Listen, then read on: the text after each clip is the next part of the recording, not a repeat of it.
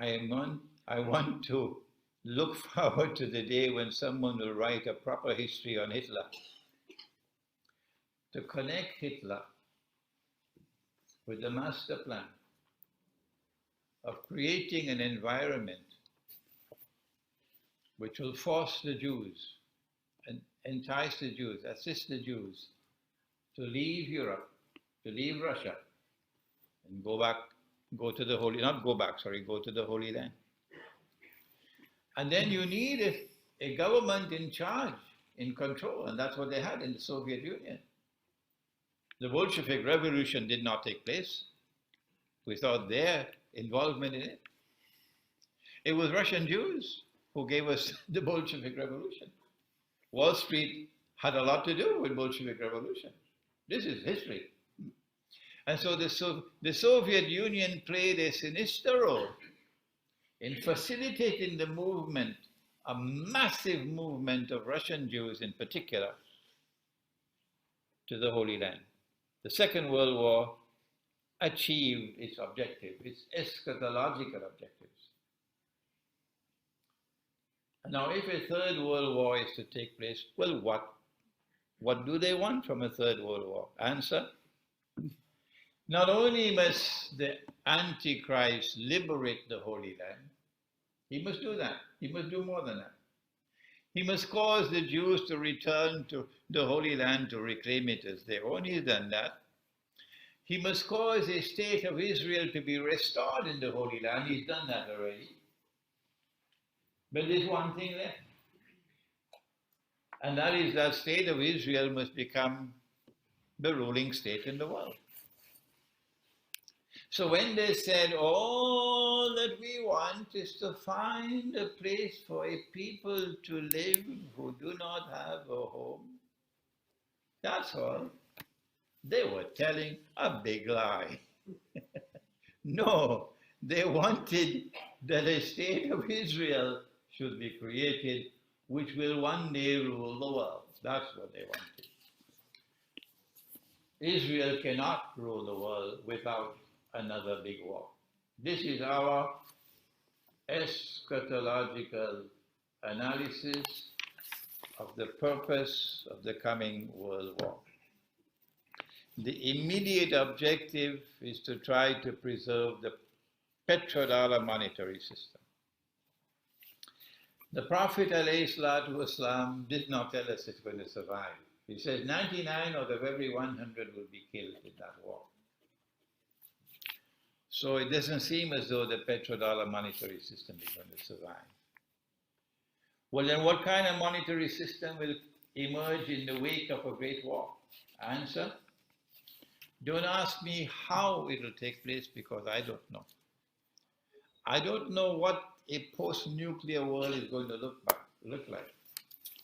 But it appears to me as though there's going to be some form of digital or electronic money which is going to replace the petrodollar monetary system. The big war which is coming is meant to eliminate the two power blocks in the world, mutually destroy each other. And if nuclear weapons are going to be used, goodbye Europe. I'm not saying this with any joy in my heart, no, not at all. I'm just telling you for the facts. If one nuclear bomb could kill 300,000 people in Hiroshima and another 300,000 in Nagasaki, what would a nuclear weapon today, which is 1,000 times more powerful, what would it do?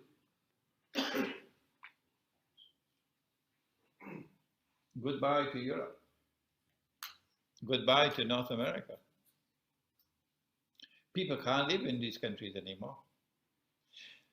Well then, a post-nuclear world appears to be,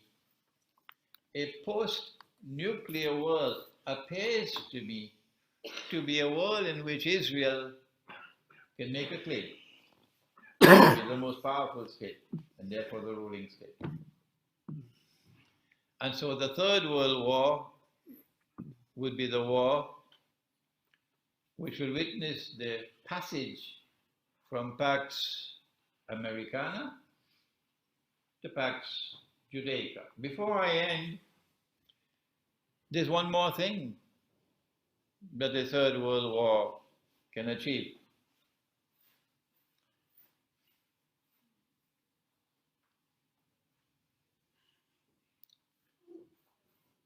Our Prophet, Allah's blessings be upon him, prophesied the destruction of the Arabs. Will we be destroyed? She asked. His wife asked. He said, Na'am, yes, you will be destroyed, the Arabs. When will we be destroyed? إِذَا كَثُرَ الْخَبَثِ, when khabath prevails, when rubbish takes over. If you look at the landscape of the Arab world today, if you look at those who lead the Arabs today, and you look back at yesterday, and you see men and women of piety, men and women of integrity, men and women of whom the Arabs were proud, and you look at the vagabonds that we have today, you see this is rubbish. This is rubbish. If Ikhwan was bad, and of course, oh yes, Ikhwan al-Muslimun made so many mistakes that I wish they never rule over Egypt again. That may hurt the feelings of some people. But if you cannot read the constitutional sunnah, then you shouldn't call yourself an Islamic movement.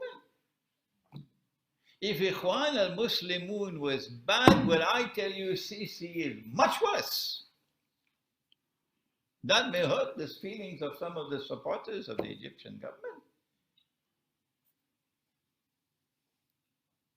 And so when rubbish prevails, and that's what we have today, rubbish prevailing, the Arabs are going to be destroyed.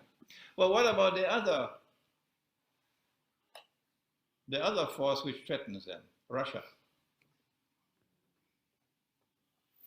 What's going to be Russia's fate after the World War? I don't have the time, but Surah Al-Kahf tells me that Putin is going to checkmate them. Yes, there's going to be massive. That was a great achievement. Because the caliphate had been in existence for 1,1400 years. But the Hajj has been in existence for thousands of years. The Hajj, the annual pilgrimage to Mecca, has been in existence from the time of Ibrahim alayhi salam. So thousands of years, even thousands of years before Prophet Muhammad alayhi salatu wasalam was born. But there's not going to be any Hajj after the next war. The Hajj will disappear. That's another major victory coming up. How do we know that? Because he prophesied it. لَيُهَجَّنَّ الْبَيْتِ, Sahih Bukhari.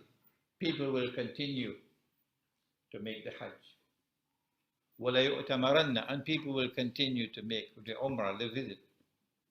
بعد خروج يأجوج ومأجوج, بعد خروج يأجوج ومأجوج, even after Gog and Magog have been released, people will continue to perform the Hajj, and people will continue to perform the Umrah or the visit to the house.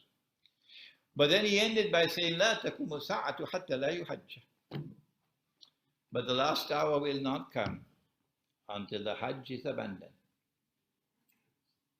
And I am suggesting to you that the abandonment of the Hajj will take place in this coming nuclear war.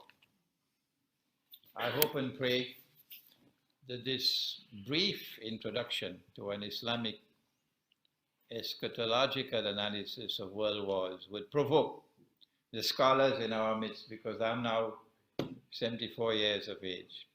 We haven't shown here a graduate of international relations.